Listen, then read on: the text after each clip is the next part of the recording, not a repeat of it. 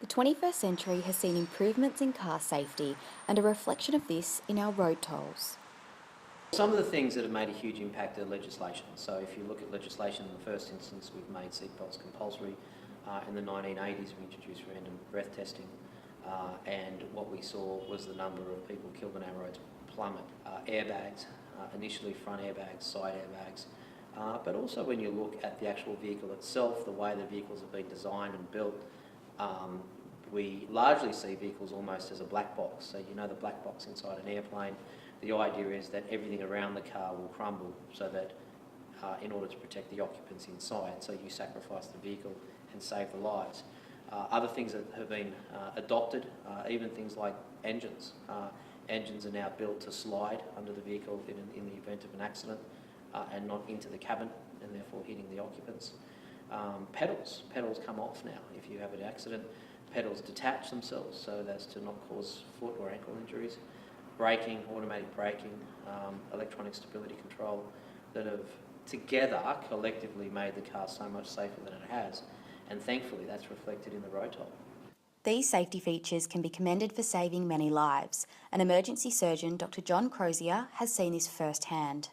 Safety measures within the vehicle mean that the forces of impact are slowed in the way they're transferred to the body, or body parts are protected in ways that older vehicles used to not allow. So we're seeing, with the same energies involved in the collision, greater probability of survival, but the trade-off for that is that we then see these survivors who actually have horrific injuries. But Howard Brown from the Victims of Crime Assistance League says we can't rely on these technologies.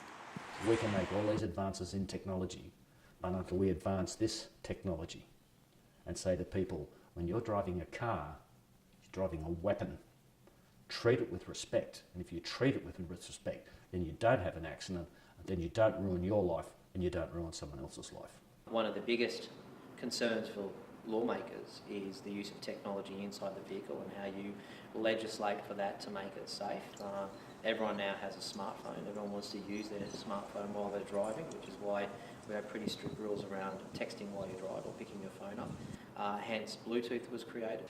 In my day, there was no such thing as a side intrusion bar. So if you rolled in a car, the door would collapse in on you. There was no such thing as ANCAP safety ratings. Now, insurance companies will give you a discount on your premium dependent upon your ANCAP rating. And the problem is that it infers a mentality that people who are driving today rely on that technology and they feel safe because of that technology, because we say you're not going to die in a car accident because you've got airbags, you've got pre-tensioners on seatbelts, you've got side intrusion bars, you've got crumple zones front and rear, you've got all these safety features inbuilt, and so you think I'm bulletproof. And you may not die. But if you are seriously injured in a motor vehicle accident, your life is changed forever. We need to continue to see that some of those new technologies become standard in vehicles. Things like side airbags that we know make a huge difference. Automatic braking, automatic stopping. When it comes to technology, the sky's the limit. A safe system is a three-part stool.